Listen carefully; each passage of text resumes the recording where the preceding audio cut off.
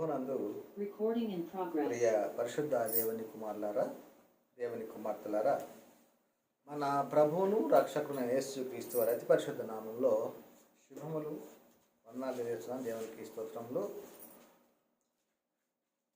ఈ రోజున లేఖన భాగాన్ని మనం చదువుకుందాం. యోహాను గారు రాసినటువంటి మొదటి పత్రిక, అపోస్తుడైన యోహాను గారు రాసిన మొదటి పత్రిక 4వ అధ్యాయము 8 నుండి 10 వచనాలను ఒకసారి చదువుకుందాం. దేవుడు ప్రేమ స్వరూపి, ప్రేమ లేనివాడు దేవుని ఎరుగడు. మనము ఆయన ద్వారా జీవించినట్లు దేవుడు తన అద్వితీయ కుమారుని లోకములోనికి పంపెను.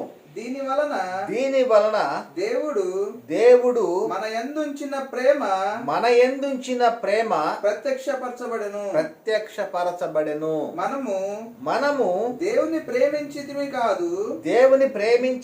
కాదు, తానే మనలను ప్రేమించి మన పాపములకు ప్రాయశ్చిత్తమైయుండుటకు తన కుమారుని పంపెను.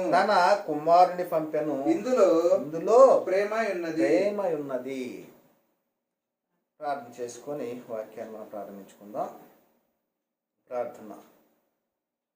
సర్వకృపానిధియగు ప్రియ పరలోకపు తండ్రి, నీ ఘనమైన అత్యున్నతమైన మహోన్నతమైన నామమును బట్టి స్తుతులు స్తోత్రములు నాయన తండ్రి. మరి ఇప్పటి వరకు పాటల ద్వారాగా, ఆరాధించడం ద్వారాగా, ప్రార్థించడం ద్వారాగా మీరు మహిమ పొంది ఉన్నామని నమ్ముతూ విశ్వసిస్తూ ఉన్నాం నాయన తండ్రి. మరి ఇటు రీతిగా మరి ఈ సమయంలో నీ యొక్క జీవము గల మాటలను ప్రకటించడానికి సిద్ధపడి ఉండగా తండ్రి, నీ యొక్క ఆత్మ సహాయాన్ని అందించండి, నోటి బూరగా వాడుకోనండి.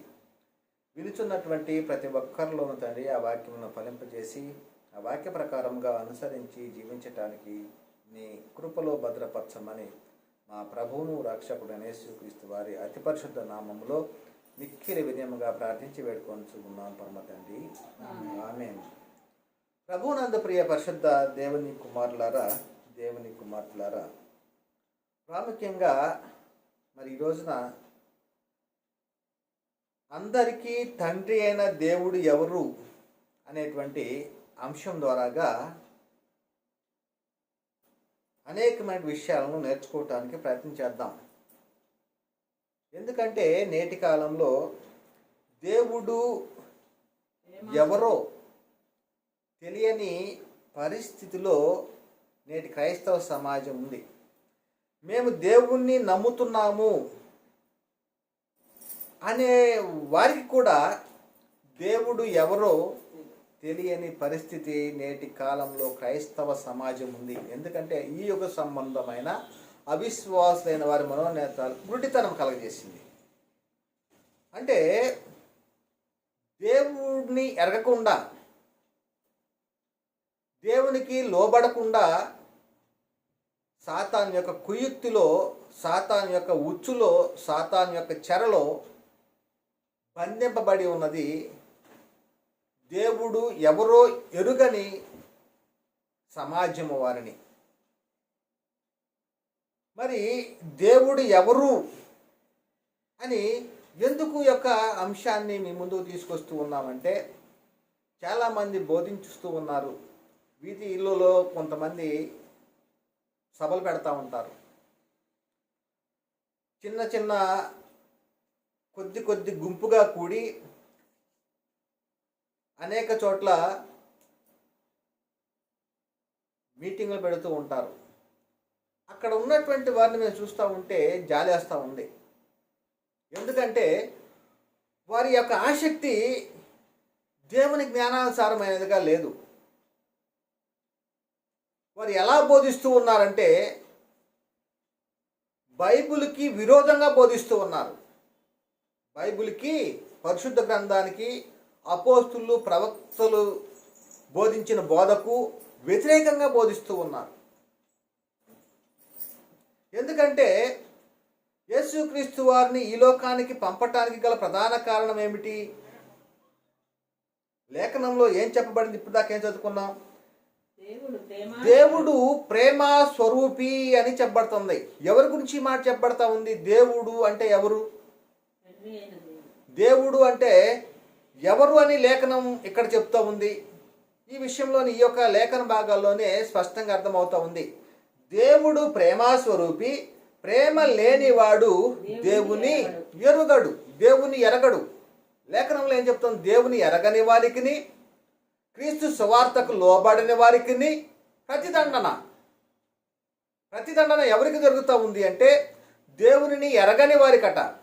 అదే చెబుతున్నాడు ఇక్కడ, ప్రేమ లేనివాడు దేవుని ఎరుగడు అని చెబుతూ, మనము ఆయన ద్వారా జీవించినట్లు. ఎవరి ద్వారా జీవించాలట?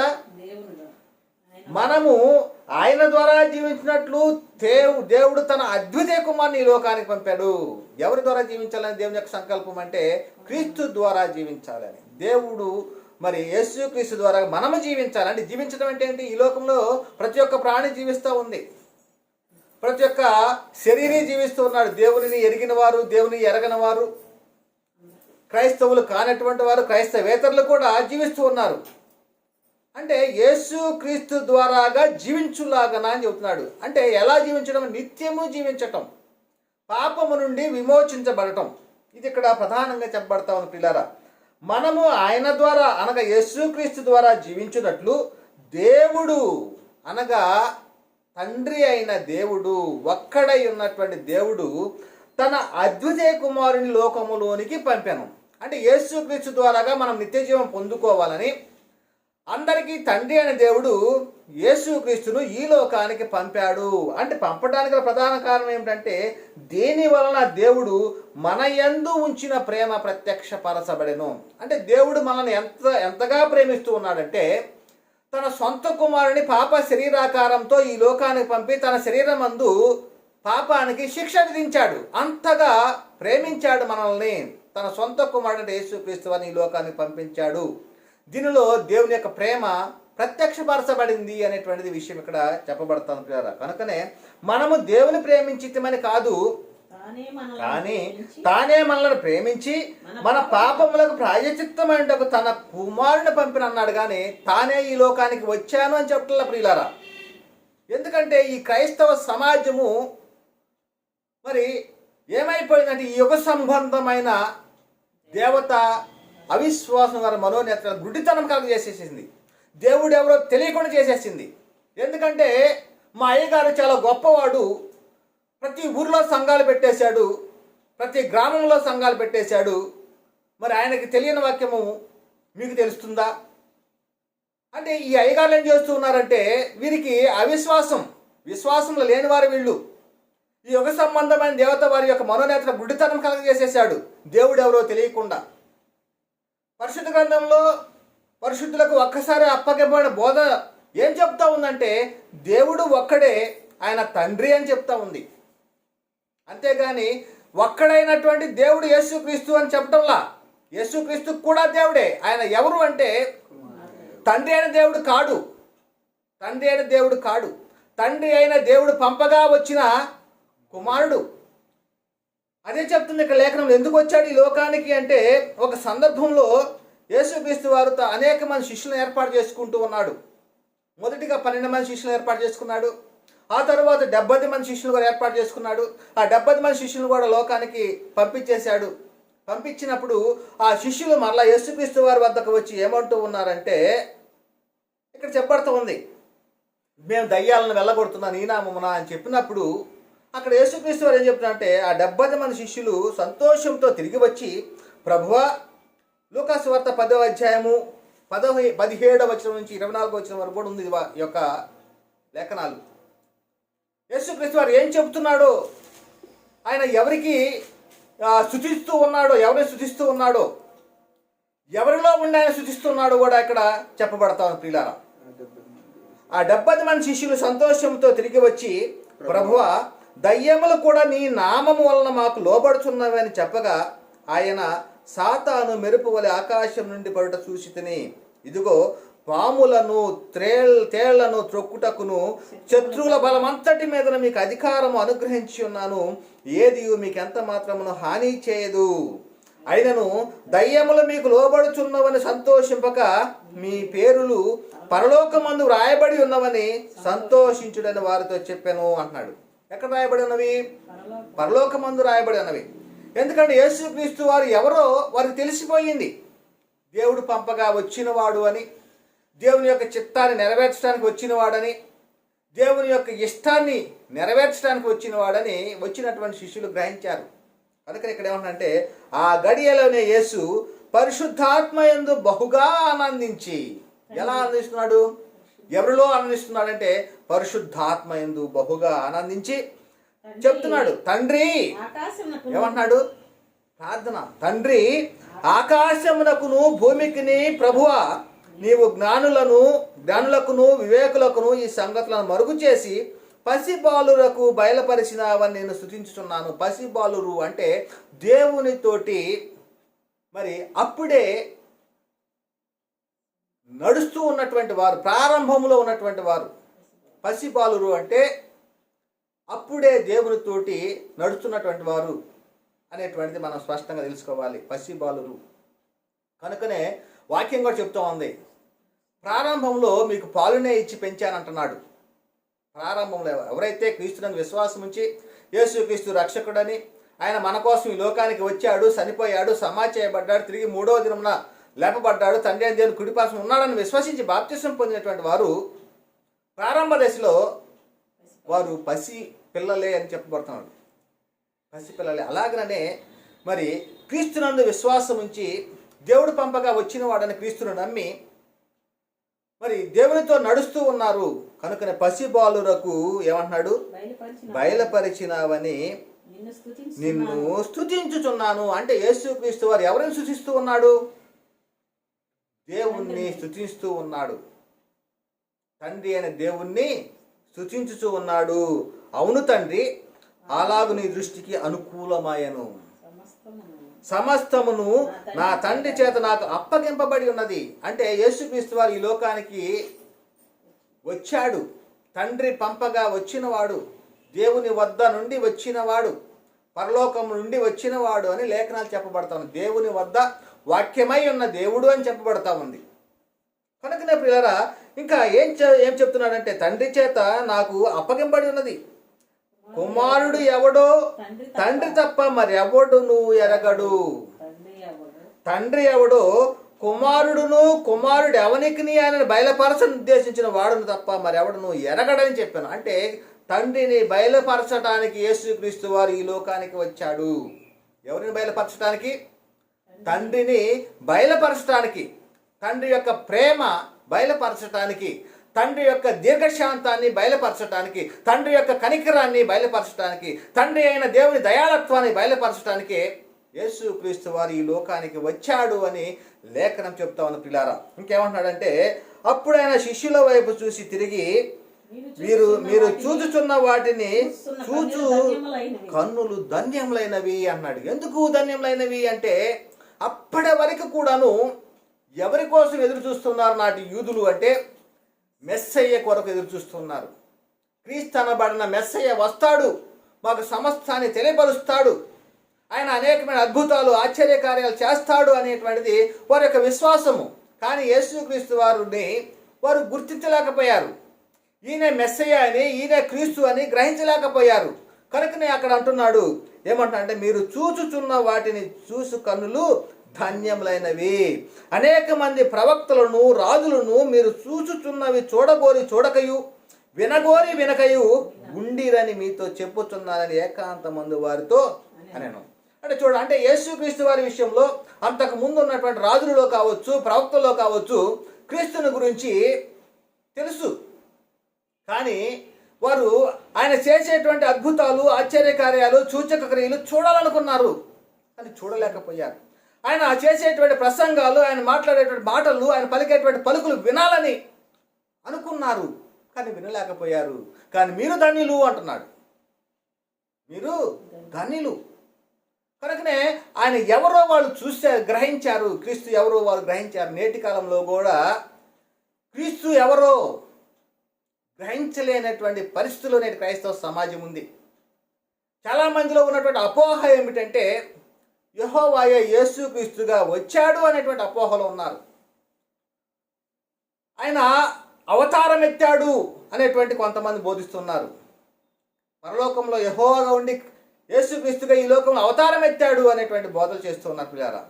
కానీ పరిశుద్ధ గ్రంథానికి భిన్నమైన బోధన ప్రకటింపజేసేవాడు అపవాది అనేటువంటిది గ్రహించాలి. కనుకనే పిల్లారా, మరి ఇంకా చూసినట్లయితే లేఖనం ఏం చెప్పబడతా ఉందంటే యోహాను సువార్త 1:18 అంటే యేసుక్రీస్తు ఎవరో, ఎందుకు ఈ లోకానికి పంపబడ్డాడో, ఆయన యందు జీవము పొందాలి అని, ఆయన యందు జీవించాలని దేవుడు తన కుమారుని ఈ లోకానికి అనుగ్రహించాడని చెప్పబడుతుంది కదా. అదే విషయం చెప్తున్నాడు. ఎందుకు ఆయన యందు జీవం పొందుకుంటున్నాము అంటే తండ్రిని బయలుపరుస్తూ ఉన్నాడు. అదే చెప్తున్నాడు ఇక్కడ యోహాను సువార్తలో 1:18 ఎవడును ఎప్పుడైనాను దేవుణ్ణి చూడలేదు. దేవుణ్ణి ఎవరైనా చూశారంటే ఎవరు చూడలేదంట, ఎప్పుడైనా చూడలేదంట. చెప్తున్నాడు ఇంకా తండ్రి రొమ్ముననున్న అద్వితీయ కుమారుడే ఆయనను బయలుపరచెను.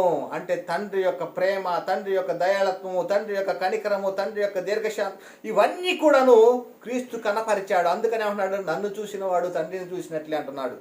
కానీ ప్రియులు మన అపవాద సంఘము ఏమంటుంది అంటే నన్ను చూసిన వాడు తండ్రిని చూసినట్టు, ఇదిగో ఆయనే ఈయన యెహోవాయే యేసుక్రీస్తు అనేటువంటి బోధలను చేస్తున్నారు. అంటే లేఖనాలను అపార్థం చేసుకున్నారు.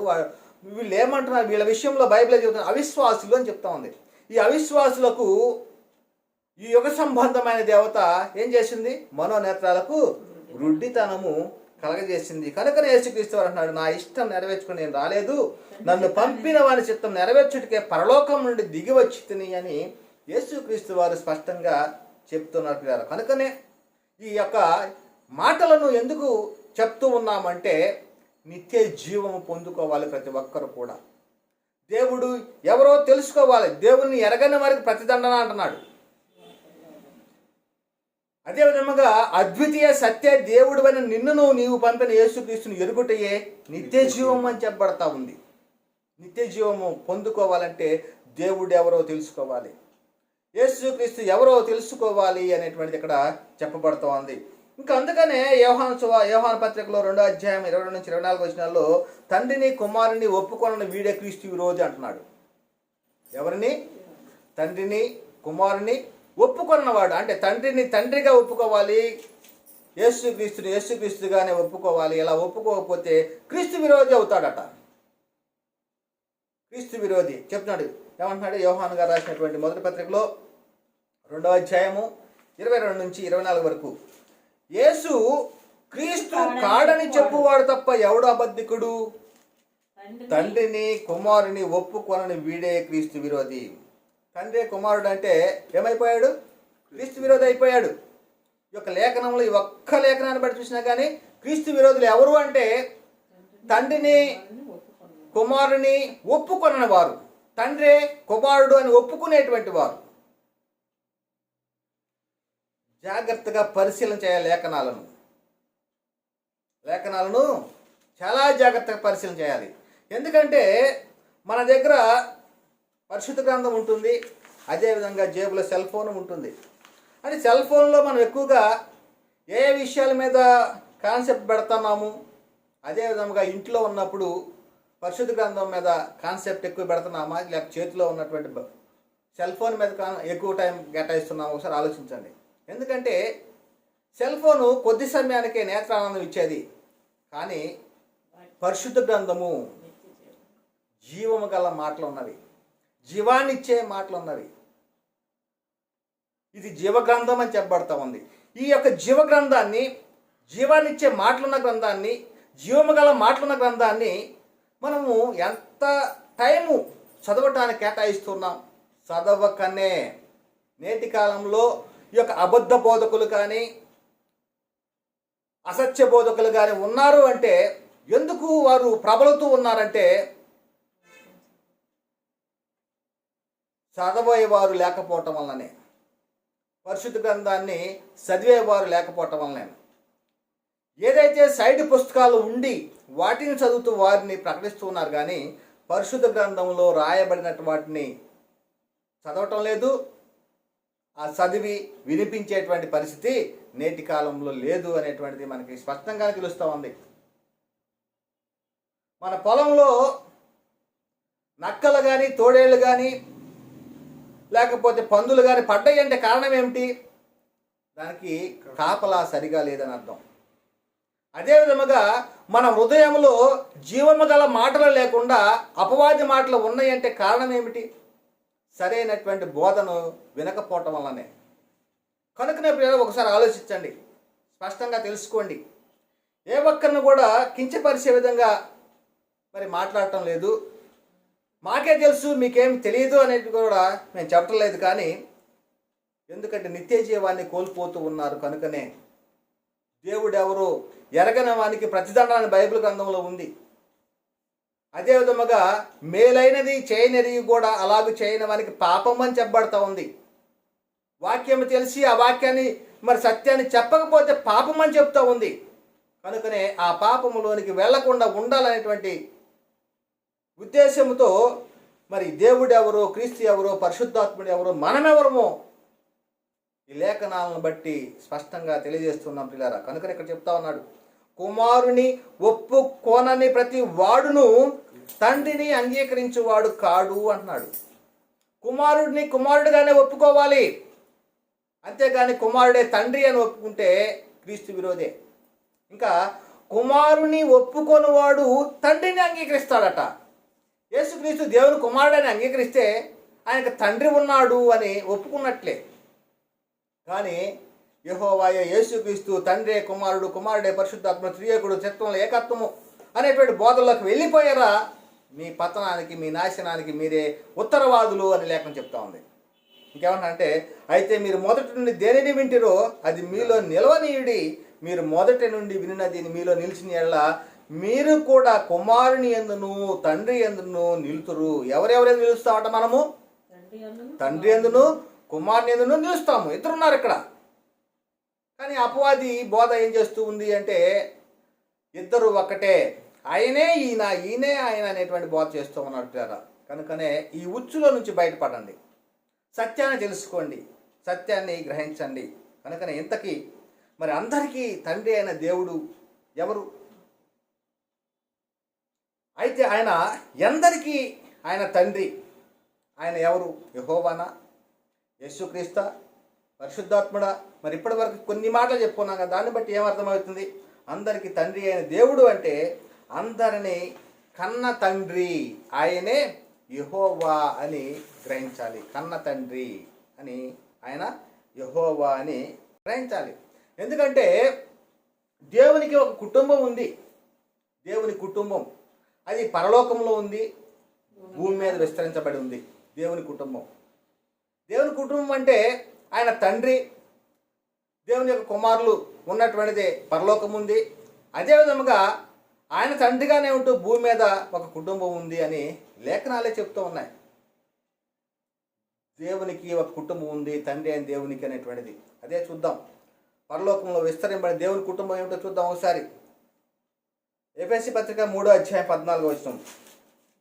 ఎఫెసీ పత్రిక 3వ అధ్యాయం 14వ వచనంలో, ఈ హేతువు చేత పరలోకమునందును భూమి మీదను ఉన్న ప్రతి కుటుంబము ఏ తండ్రిని బట్టి కుటుంబం అని పిలువబడుతున్నదో అంటున్నాడు.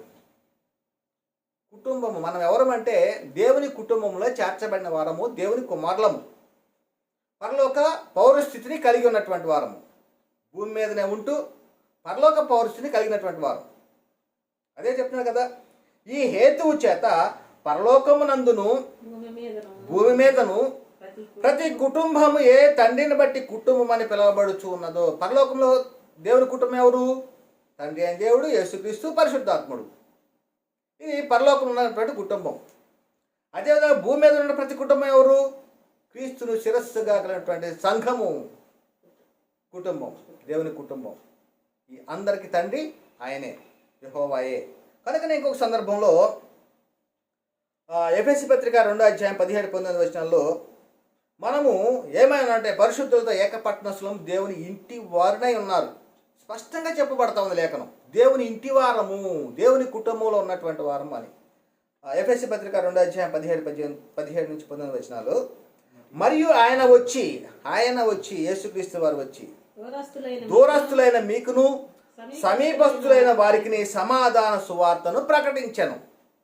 ఆయన ద్వారాగానే, యేసుక్రీస్తు ద్వారాగానే మనము ఉభయులము, అనగా ధర్మశాస్త్రము కలిగి ఉన్నటువంటి ఇశ్రాయేలీలు, ధర్మశాస్త్రం లేనటువంటి అన్యజనులు. ఉభయులు అంటే మన ఉభయులము ఒక్క ఆత్మ యందు, అనగా పరిశుద్ధాత్మ యందు తండ్రి సన్నిధికి చేరగలిగి ఉన్నాము. తండ్రి సన్నిధికి మనం ఎలా చేరగలిగి ఉన్నాము అంటే ఒక్క ఆత్మ యందే, అంటే ఆత్మ యొక్క నియమమును అనుసరించి అపోస్తులు పరిశుద్ధాత్మ చేత ప్రేరేపించబడి పలికినటువంటి వాక్యము మాటల ద్వారాగా మనం ఒక్క ఆత్మ యందే తండ్రి సన్నిధికి చేరగలిగి ఉన్నాము. కాబట్టి మీరిక మీదట అన్యజనులుగా ఉన్నటువంటి మీరు కావచ్చు, ఇశ్రాయేలును పిలవబడుతున్న మేము కావచ్చు, మీరిక మీదట పరజనులను పరదేశులై ఉండక పరిశుద్ధులతో ఏకపట్టణస్థులను దేవుని ఇంటి వారునై ఉన్నారు. పరిశుద్ధులతో ఏకపట్టణస్థులు అంటే పరిశుద్ధులు ఎవరు? దేవుడు పరిశుద్ధుడు, యేసుక్రీస్తు పరిశుద్ధుడు, పరిశుద్ధాత్ముడు పరిశుద్ధుడు. అదేవిధంగా క్రైస్తవుడు కూడా పరిశుద్ధుడే. క్రైస్తవుడు పరిశుద్ధుడు, పరిశుద్ధ పరచబడినటువంటి వాడు. ఇంత మహిమను మనం పొందుకున్నాం. కానీ దేవుడెవరో తెలియక పోతూ ఉన్నాం. దేవుడెవరో తెలియక ఈ అపవాది మోసం చేస్తూ ఉన్నాడు. దేవుని ఇంటి వారము అని. కనుకనే ప్రియులారా, పరలోకంలో విస్తరమైన దేవుని కుటుంబ సభ్యులు ఎవరంటే తండ్రి అయిన దేవుడు యెహోవా, దేవుని కుమారుడు యేసుక్రీస్తు, దేవుని కుమారుడు అయినటువంటి పరిశుద్ధాత్ముడు, పరలోకంలో విస్తరింపబడినటువంటి కుటుంబంలో ఉన్నటువంటి సభ్యులు. అదేవిధంగా భూమి మీద విస్తరింపబడిన దేవుని కుటుంబ సభ్యులు ఎవరు అని చెప్పబడతా ఉంది. ప్రారంభంలో చూసినట్లయితే భూమి మీద విస్తరింపబడిన దేవుని కుటుంబంలో ఆదాము అవ్వలు దేవుని కుమారులుగా ఉన్నారు ప్రారంభంలో. ఆ తర్వాత కాలంలో దేవుని చిత్తాన్ని జరిగించినటువంటి వారు, దేవుని ఆజ్ఞను అనుసరించిన ప్రజలు దేవుని కుమారులై ఉన్నారు. అదేవిధంగా క్రీస్తు శిలువ మరణ పునరుద్ధానం తర్వాత పెంతెకోస్తు పండుగ దినము నుండి సంఘ ప్రారంభము నుండి ఈ యుగాంతము వరకు క్రీస్తు సంఘంలో చేర్చబడిన వారు దేవుని కుమారులు. అంటే నేటి క్రీస్తు సంఘమే, నేటి క్రైస్తవులే దేవుని కుమారులు. వీరే భూమి మీద ఉన్నటువంటి దేవుని కుటుంబ సభ్యులు. కనుకనే యెహోవా దేవుడు వీరందరికీ తండ్రి. ఆ అందరికి తండ్రి అయిన దేవుడు ఒక్కడే. యెహోవాయే ఒక్కడైన దేవుడు. కనుకనే మరి అందరికీ తండ్రి అయిన దేవుడు ఎవరు అంటే యెహోవాయే అని స్పష్టంగా తెలుసుకోవాలి. ఆయనే ఒక్కడైన దేవుడు అని. ఈ విషయాన్ని మనం చూసినట్లయితే ఎఫెసీ పత్రిక 4వ అధ్యాయము 4 నుంచి 6 వచనాల్లో చాలా స్పష్టంగా చెప్పబడతా ఉంది. కుటుంబం అంటే ఏమిటి, ఆ కుటుంబంలో ఉన్నటువంటి సభ్యులు ఎవరు, వారికి తండ్రి ఎవరు, ఆ తండ్రి అయిన దేవుడు ఎలా వీరిలో ఉన్నాడు అనేటువంటి విషయము స్పష్టంగా చెప్పబడతా ఉంది. ఇంత స్పష్టంగా లేఖనం చెప్పబడతా ఉంటే అపవాది ఏం చేస్తున్నాడంటే త్రియేకుడు, త్రిత్వంలో ఏకత్వము, ఆయనే ఈయన ఆయన ఒక కాలంలో యెహోవాగా ఉన్నాడు, ఆ తర్వాత కాలంలో యేసుక్రీస్తుగా ఉన్నాడు, ఆ తర్వాత కాలంలో పరిశుద్ధాత్ముడుగా ఉన్నాడు. దేవుని అవతారాలే ఈ మూడు అని బోధించుతూ ఉన్నారు. అంటే ఎంత భిన్నమైన బోధ, పరిశుద్ధ గ్రంథానికి వ్యతిరేకమైన బోధ, అపోస్తులు ప్రవక్తలు మరి ప్రకటించిన బోధకు వ్యతిరేకంగా బోధిస్తున్నారు. చూడండి ఒకసారి చూద్దాం. ఒకసారి ఇక్కడే ఉంది లేఖనంలో, శరీరం ఒక్కటే, ఆత్మయు ఒక్కడే, ఆ ప్రకారమే మీ పిలుపు విషయమై ఒక్కటే నిరీక్షణ ఎందుటకు పిలవబడితిరి. ప్రభువు ఒక్కడే, విశ్వాసం ఒక్కటే, బాప్తిస్మం ఒక్కటే, అందరికీ తండ్రి అయిన దేవుడు ఒక్కడే. అందరికీ తండ్రి అయిన దేవుడు అక్కడ. ఇక్కడ అందరికీ తండ్రి అయిన దేవుడు ఒక్కడే అంటే ఎందరికీ తండ్రి అనేటువంటి ప్రశ్న వేసుకున్నట్లయితే 4వ వచనం నుండి చెప్పబడతా ఉంది. ఆయన అందరికి పైగా ఉన్నవాడై అందరిలోను వ్యాపించి అందరిలో ఉన్నాడు. ఎందరిలో ఉన్నాడు ఈయన? ఎందరిలో వ్యాపించి ఉన్నాడు? ఎందరిలో ఉన్నాడు? అందరిలో ఉన్నాడు, అందరిలో వ్యాపించి ఉన్నాడు. ఇది ఒకసారి చూసినట్లయితే ఇక్కడ ఏమంటున్నాడు? శరీరం ఒక్కటే. శరీరం ఒక్కటే అనగా ఏమిటి? క్రీస్తును శిరస్సుగా కలిగినటువంటి సంఘము. శరీరం అంటే క్రీస్తు యొక్క శరీరము. అదే చెప్తున్నాడు ఇక్కడ. ఆత్మయు ఒక్కడే. ఎఫెసీ పత్రిక 5:23లో క్రీస్తు సంఘమునకు శిరస్సు అయి ఉన్నలాగున పురుషుడు భార్యకు శిరస్సు అయి ఉన్నాడు. క్రీస్తే శరీరమునకు రక్షకుడై ఉన్నాడు. శరీరం అనగా సంఘము. సంఘములో చేర్చబడిన ప్రతి ఒక్కరు కూడా అవయములై ఉన్నారు. క్రీస్తు యొక్క శరీరంలో అవయములుగా ఉన్నారు అనేటువంటి విషయము స్పష్టంగా చెప్పబడతా ఉంది. 18వ వచనం, సంఘము అను ఆయన శరీరమునకు ఆయనే శిరస్సు. సంఘం శరీరం ఒక్కటే అనగా ఏమిటి? క్రీస్తు యొక్క శరీరంలో చేర్చబడిన ప్రతి ఒక్కరు కూడా, సంఘముగా పిలువబడిన ప్రతి ఒక్కరు కూడా శరీరం ఒక్కటే. శరీరము కింద వస్తూ ఉన్నారు పిల్లారా. అందుకనే సంఘము అను ఆయన శరీరంలోకి ఆయన శిరస్సు, ఆయన అన్నింటిలో ప్రాముఖ్యము కలుగు నిమిత్తము అని ఆయన ఆది అయ్యుండి మృతులను లేచుట ఆది సంభూతుడు ఆయన అని చెప్పబడతాం పిల్లారా. ఇంకా చూసినట్లయితే క్రీస్తు యొక్క శరీరమై ఉండి వేరు వేరు అవయములుగా ఉన్నాము. శరీరం ఒక్కటే అంటే ఎవరు? సంఘము, క్రీస్తు యొక్క శరీరము. ఆ యొక్క శరీరంలో మనము అవయములై ఉన్నామని చెప్పబడతా ఉంది. ఇంకా ఏమని చెప్పబడుతుంది? క్రీస్తు శరీరమునకు మనము అవయములై ఉన్నాము కనుక అలాగే క్రీస్తు కూడా సంఘమును పోషించి సంరక్షించుతూ ఉన్నాడు. ఇంకొక సందర్భంలో మీరొక్క శరీరముగా పిలువబడుతుంది, ఇందుకొరకే మీరొక్క శరీరముగా ఉండుటకు పిలువబడుతుంది అని కొలసి రాసిన పత్రిక 3:15లో చెప్పబడుతుంది. కొలసి సంఘం రాసిన పత్రికలో. అంటే శరీరము ఒక్కటే అనగా ఎవరు అంటే మనమే, సంఘమే శరీరము. ఆ యొక్క సంఘానికి శిరస్సు క్రీస్తు. ఆ సంఘానికి పేరు పెట్టబడుతుందంటే క్రీస్తు శరీరము, క్రీస్తు సంఘము. శరీరం ఒక్కటే అనగా క్రీస్తు సంఘము. అదేవిధంగా ఇంకొక చోట ఏమన్నదంటే ఆత్మయు ఒక్కడే అని చెప్పబడతా ఉంది. ఆత్మయు ఒక్కడే అంటే అందరికీ తండ్రి అయిన దేవుడు పరిశుద్ధాత్ముడికి కూడా తండ్రి అని. పరిశుద్ధాత్ముడికి కూడా తండ్రి ఎవరు? ఒక్కడైన దేవుడు యెహోవా. అదే చెప్తున్నాడు ఇక్కడ. ఆత్మయు ఒక్కడే అంటే మనం చూసినట్టయితే గలతీ పత్రిక 4:6 మీరు కుమారులై ఉన్నందున నాయన తండ్రి అను మొరపెట్టు తన కుమారుని ఆత్మను దేవుడు మన హృదయంలోనికి పంపెను. మనం ప్రార్థించేటప్పుడు నాయన తండ్రి అనేటువంటి మొరపెడుతున్నాం కదా. ఎవరిని పంపించారు మన హృదయంలో కంటే? తన కుమారుని ఆత్మను అనగా పరిశుద్ధ ఆత్మను మన హృదయంలోనికి పంపాడు అనేటువంటి ఇక్కడ చెప్పబడుతుంది కదా.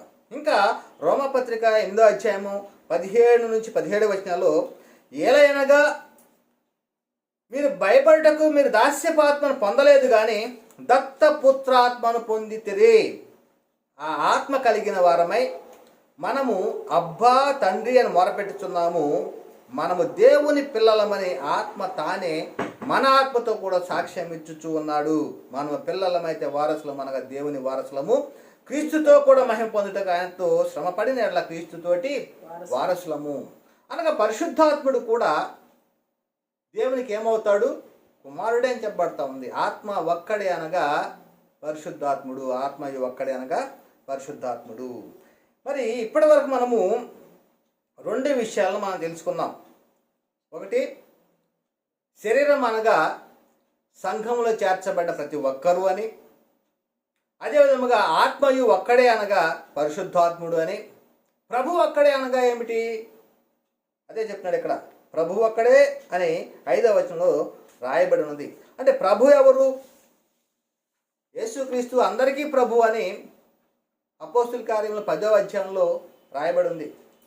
అదేవిధంగా కొరింథీ రాసినటువంటి మొదటి పత్రిక 8:5-6 కూడా ఒక్కడే ప్రభు అని రాయబడి ఉన్నది పిల్లారా. కనుకనే ప్రభు ఒక్కడే అని లేఖనము చెప్పబడతా ఉంది. అది ఒకసారి చదువుకుందాం. యోహాను గారు రాసినటువంటి మొదటి పత్రిక 4:14 మరియు తండ్రి తన కుమారుని లోకరక్షకుడు ఉంటకు పంపినట్టు మేము చూసి సాక్ష్యం ఇచ్చుచున్నాము అని చెప్పేటువంటి సందర్భం ఇక్కడ. కనుకనే అందరికీ యేసుక్రీస్తు అందరికీ ప్రభు అక్కడే అనగా యేసుక్రీస్తు వారి గురించి ఇక్కడ చెప్పబడతా ఉంటారా. కనుకనే ఇక్కడ లేఖనంలో ఏం చెప్పబడతా ఉంది అంటే శరీరము ఒక్కటే, ఆత్మయు ఒక్కడే, ప్రభువు ఒక్కడే. వీరందరికీ తండ్రి అనే దేవుడు ఒక్కడే. అందరికీ అనగా సంఘంలో చేర్చబడిన ప్రతి ఒక్క క్రైస్తవునికిని, అదే విధముగా పరిశుద్ధాత్ముడికిని, యేసుక్రీస్తు వారికిని అందరికీ తండ్రి అయిన దేవుడు ఒక్కడే. ఆయన అందరికి పైగా ఉన్నవాడై అందరిలోని వ్యాపించి ఉన్నాడు అనేటువంటి విషయము ఇక్కడ చెప్పబడతా ఉంది ప్రియరా. కనుక ఇక్కడ ఆ తండ్రి ఏమై ఉన్నాడంటే అందరి ఆత్మలకు తండ్రి అయిన దేవుడు. ఆ ఒక్కడైన దేవుడు, ఆ తండ్రి అయిన దేవుడు ఏమై ఉన్నాడంటే ఆత్మలకు తండ్రి అయిన దేవుడు అని చెప్పబడుతుంది. సంఘంలో చేర్చబడిన ప్రతి ఒక్కరు కూడా ఏమై ఉన్నారంటే ఆత్మలై ఉన్నారు. యేసుక్రీస్తు వారు ఆత్మై ఉన్నాడు, పరిశుద్ధాత్ముడు ఆత్మై ఉన్నాడు, తండ్రి అయిన దేవుడు ఆత్మై ఉన్నాడు, సంఘంలో చేర్చబడిన ప్రతి ఒక్క క్రైస్తవుడు కూడా ఆత్మై ఉన్నాడు. కనుక నీ అందరికీ ఆత్మలకు తండ్రి అయిన దేవుడు ఒక్కడే అని లేఖనం చెప్తా ఉంది ప్రియారా. అదే హెబ్రీయుల రాసిన పత్రిక 12:9-11 మరియు శరీర సంబంధులైన తండ్రులు మనకు శిక్షకులై ఉండిరి, వారి యందు భయభక్తులు కలిగి ఉంటిమి. మనకు శరీరాన్ని ఇచ్చినటువంటి తల్లిదండ్రులు, మనకు జన్మనిచ్చినటువంటి తల్లిదండ్రులు, వారి యందు మనం భయభక్తులు కలిగి ఉన్నామని చెప్తున్నాడు. అట్లయితే ఆత్మలకు తండ్రి అయిన వానికి మరి ఎక్కువగా లోబడి బ్రతకవలెను కదా అంటున్నాడు. మరి ఎక్కువగా లోబడి బ్రతకవలెను. ఆత్మలకు తండ్రి అయిన దేవునికి మన అందరి ఆత్మలను మరి ఇంతకుముందే మనం చెప్పుకొని అన్నాం, ఆయన అందరికి పైగా ఉన్నవాడై అందరిలోనే వ్యాపించి అందరిలో ఉన్నాడు అని. ఆత్మలకు తండ్రి అయిన దేవునికి లోబడలను కదా అని చెప్తూ వారు కొన్ని దినాల మట్టుకు తనకిష్టం వచ్చినట్లు మనం శిక్షించరు, కానీ మనము తన పరిశుద్ధతతో పాలు పొందవలని మన మేలు కొరకే ఆయన మనలను శిక్షించుచు ఉన్నాడు. ఇంకా మరి ప్రస్తుత మందు సమస్త శిక్ష దుఃఖకరముగా కనబడునే కానీ సంతోషకరముగా కనబడదు. అయినను దాని యందు అభ్యాసము కలిగిన వారికి అది నీతి అను సమాధానకరమైన ఫలమిచ్చును అంటున్నాడు. మరి ఈ విధముగా అందరి ఆత్మలకు తండ్రి అయిన దేవుడు ఒక్కడే. ఎందరి ఆత్మల కంటే యేసుక్రీస్తు ఆత్మై ఉన్నాడు, పరిశుద్ధమైన ఆత్మను బట్టి దేవుని కుమారుడిగా నిరూపింపబడి ఉన్నాడు అనేటువంటిది చెప్పబడతా ఉంది. అదేవిధంగా పరిశుద్ధాత్ముడు ఆత్మై ఉన్నాడు అని చెప్పబడతా ఉంది. క్రీస్తుని శిరస్సు కలిగినటువంటి క్రైస్తవులు కుమారులైనటువంటి ఆత్మలు అని చెప్పబడతా ఉంది. వీరందరికీ తండ్రి అయిన దేవుడు మరి ఆత్మై ఉన్నాడు అని యోహాను గారు రాసినటువంటి సువార్తలో 1:4 చెప్పబడతాం. ఆయన ఆత్మ కనుక ఆయన ఆరాధించేవారు ఆత్మతోనూ సత్యంతోనూ ఆరాధించాలి అనేటువంటి మరి ఆ లేఖనాల్లో చెప్పబడతా ఉంది. కనుకనే ప్రియులారా, మరి ఇంతటి ప్రశస్తమైనటువంటి మహిమ కలిగినటువంటి మరి లేఖనాలు మనం చూసినప్పుడు ఎందుకు మనము లోబడటం లేదు? ఎందుకు వాటిని గ్రహించలేకపోతున్నాము? దేవుడు ఎవరు అంటే మాకు యేసుక్రీస్తు దేవుడు అని చెప్తారు. ఎవరినైనా అడగండి, బ్యాంకులో పనిచేసే ఉద్యోగస్తులను అడగండి, లేకపోతే టీచర్లను అడగండి, లేకపోతే మహోన్నతమైన చదువులు చదువుకున్నటువంటి ప్రొఫెసర్లను అడగండి. ఎవరిని అడగని ఏం చెబుతారంటే మాకు దేవుడు యేసుక్రీస్తు అండి అని చెబుతారు. అంటే ఇవన్నీ కూడా ఎందుకు ఇలాగా చెరలో ఉంచబడ్డారు సాతాను యొక్క చెరలో అంటే బైబిల్ గ్రంథాన్ని చదవలేకపోవటం వల్లనే, అపోస్తులు ప్రవక్తలు వేసిన పునాది ఏమిటో తెలియకపోవటం వల్లనే, పరిశుద్ధులకు ఒక్కసారి అప్పగింపబడిన బోధ ఏమిటో వారికి ప్రత్యక్షపరచబడకపోవటం వల్లనే మరి దేవుడు ఎవరు అంటే ఒక కాలంలో యెహోవాగా ఉన్నాడు, ఒక కాలంలో క్రీస్తుగా ఉన్నాడు, మరో కాలంలో పరిశుద్ధాత్మగా ఉన్నాడు. ఈ 3 అవతారాలే దేవుడు అనేటువంటి బోధను మరి అపవాది నేటి కాలంలో బోధిస్తూ ఉన్నది ప్రియారా. కానీ లేఖనాలుని గ్రహించలేకపోతున్నారు వీరందరూ కూడాను. అదే లేఖనాలు ఏం చెప్పబడుతుంది? కొరింథీ రాసినటువంటి మొదటి పత్రికలో 8:6 మనకు ఒక్కడే దేవుడు ఉన్నాడు, ఆయన తండ్రి అని చెప్పబడతా ఉంది. అంటే పరిశుద్ధ గ్రంథంలో రాయబడినటువంటి వాటిని నమ్మరా? దేవుడు చెప్పిన వాటిని నమ్మరా? యేసుక్రీస్తు వారు చెప్పిన మాటలను నమ్మరా? పరిశుద్ధాత్ముడు చెప్పిన మాటలు నమ్మకుండా ఎవరో ఏదో సైడ్ పుస్తకాలు తెచ్చుకొని ఆ సైడ్ పుస్తకాల్లో ఉన్నటువంటి మాటలను వినిపిస్తూ ఉంటే అవి మీరు ఎందుకు లోబడుతున్నారు? ఆ మాటలకు లేఖనాలను చూపించకుండా ఒక్కడైన దేవుడు ఎవరో మరి ఆయన యేసుక్రీస్తు అని రాయబడి ఉందా, పరిశుద్ధాత్ముడు అని రాయబడి ఉందా, లేకపోతే యెహోవా అని రాయబడి ఉందో మరి ఆ లేఖనాన్ని చూపించేసి మరి చెప్పమనండి దేవుడు ఎవరు? మన పితరుల దేవుడు యేసును లేపెను అని చెప్పబడతా ఉంది. యేసును లేపిన పితరుల దేవుడు ఎవరు? అబ్రహాం దేవుడు, ఇస్సాకు దేవుడు, యాకోబు దేవుడు. ఆయన యెహోవా అని చెప్పబడతా ఉంటే మరి చాలామంది మరి భిన్నమైనటువంటి బోధనలను బోధిస్తూ అసత్యాన్ని సత్యంగా బోధిస్తూ ఉన్నటువంటి పరిస్థితి లేరా. కనుకనే ఎందుకంటే దేవుడు ఎవరో తెలియకపోతే దేవుని ఎరగని వారికి సువార్తకు లోబడిన వారికి ప్రతిదండం చెప్పబడతా ఉంది. అద్వితీయ సత్యదేవుడు నిన్ను నువ్వు పంపిన యేసుక్రీస్తును ఎరుగుటే నిత్యజీవం అని చెప్తా ఉంది. ఎలా ఉన్నారు? ఏ స్థితిలో ఉన్నారు? దేవుడిని ఎరిగారా? యేసు క్రీస్తుని పంపిన దేవుడిని ఎరిగారా? యేసు క్రీస్తు కలిగిన దేవుడిని మీరు ఎరిగి ఉన్నారా? యేసుక్రీస్తు అంటున్నాడు కదా, నా దేవుడును మీ దేవుడును మా తండ్రియు మీ తండ్రి అనవది నేను ఎక్కిపోలేదు, నన్ను ముట్టుకోవద్దు అని మృతుల్లో నుండి లేచిన తర్వాత అక్కడికి వచ్చినటువంటి మరియతో మాట్లాడుతున్న సందర్భం ఎందుకు గ్రహించలేకపోతూ ఉన్నారు? ఇవన్నీ కూడా చదవండి. ముందు బైబిల్ని చదవండి, పరిశుద్ధ గ్రంథం చదవండి. చదివితేనే సత్యం ఏమిటో తెలుస్తుంది. బైబిల్ గ్రంథంలో ఉన్నటువంటి విశిష్టత ఏమిటో అర్థమవుతుంది. చదవకనే బైబిల్ గ్రంథం తీస్తే నిద్ర వస్తుంది. దానిలో ఉన్నటువంటి ఏదన్నా కానీ అర్థం కాని విషయాలు ఉంటే అంతటితో ఆగిపోతారు. చదవండి, బైబిల్ని చదవండి. ఇది చెప్తున్నాడు కొరింథీ రాసిన మొదటి పత్రిక 8వ వచనంలో, ఆకాశమంతైనను భూమి మీదనైనను దేవతలు అనబడివి ఉన్నను మనకు ఒక్కడే దేవుడు ఉన్నాడు, ఆయన తండ్రి. ఆయన నుండి సమస్తమును కలిగెను, ఆయన నిమిత్తము మనమున్నాము. మరియు ఇక్కడ రెండో వ్యక్తిని కూడా ప్రస్తావిస్తున్నారు. దేవుడు ఒక్కడే, ఆయన తండ్రి అని చెప్తున్నాడు. అదే విధముగా మరియు మనకు ప్రభువు ఒక్కడే, ఆయన యేసుక్రీస్తు. ఇంత స్పష్టంగా చెప్పబడతా ఉంటే మరి ఎందుకు గ్రహించలేకపోతున్నారు? యేసుక్రీస్తు వారిని ప్రభువుగా చెప్తూ ఉంటే, తండ్రి అయిన దేవుణ్ణి దేవుడిగా చెబుతూ ఉంటే, యేసుక్రీస్తుని ఏమన్నా దేవుని చేసేసారు ఈ యొక్క సాతాను లోకం. దేవుని ఎరగని వారిగా చేస్తూ ఉంది ఈ యొక్క సాతాను సమాజం. ఏమంటున్నాడు? ఆయన నుండి సమస్తము కలిగను, ఆయన నిమిత్తం మనమున్నాము. మరియు మనకు ప్రభు ఒక్కడే, ఆయన యేసు క్రీస్తు. ఆయన ద్వారా సమస్తమును కలిగను, మనము ఆయన ద్వారా కలిగిన వారము. కలిగి ఉన్నది ఏది ఆయన లేకుండా కలగలేదు అన్నాడు. అంటే యేసుక్రీస్తు వారికి సమస్తమైనటువంటి అధికారాన్ని ఇచ్చాడు. భూమి మీదను పరలోకమందును కూడా సమస్త అధికారము తనను తప్ప సమస్తాన్ని కూడా యేసుక్రీస్తు వారు లోపరిచాడు. నీ ఇష్టం ఏమైనా చేసుకొని, కానీ తన ఇష్టం నేను నెరవేర్చుకోవడానికి తను రాల. దేవుని యొక్క ఇష్టాన్ని, దేవుని యొక్క చిత్తాన్ని నెరవేర్చడానికి పరలోకం నుండి దిగి వచ్చాను అంటున్నాడు. తండ్రిని బయలుపరచడానికి ఈ లోకానికి వచ్చాను అంటున్నాడు. కానీ తండ్రిని బయలుపరచడానికి వచ్చినటువంటి యేసుక్రీస్తు వీళ్ళు ఏం చేశారంటే తండ్రిని చేసేశారు. ఆయనే దేవుడు అంటున్నారు. పేద ఎంత వాక్య విరుద్ధంగా ఉందో ఒకసారి ఆలోచించండి. కనుకనే దేవుడు ఒక్కడే అనగా ఆయన తండ్రి అని, తండ్రి ఉన్నప్పుడు కుమారులు కూడా ఉండాలి. కుమారులు అయినటువంటి దేవుళ్ళుగా పిలబడుతున్నాం. మనం కూడా ఏమై ఉన్నాము? దేవుళ్ళమే. అంటే చాలామందికి హాస్యాస్పదంగా ఉండొచ్చు ఈ మాట. ఆయన అందరిలో ఉన్నాడు, అందరిలో వ్యాపించి ఉన్నాడు అంటే ఆయన ఆత్మలో మనకు పాలు దయచేసి ఉన్నాడు కదా.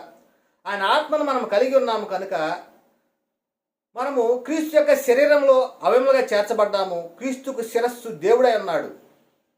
అంటే క్రీస్తుకు శిరస్సు దేవుడైతే ఆ దేవునిలో ఉన్నటువంటి అవయములుగా మనం ఉన్నాము. మనం అందరం ఎవరమే? ఒకసారి ఆలోచించండి. అంటే శిరస్సు ఒకటైతే అవయవాలు వేరుగా ఉంటాయా?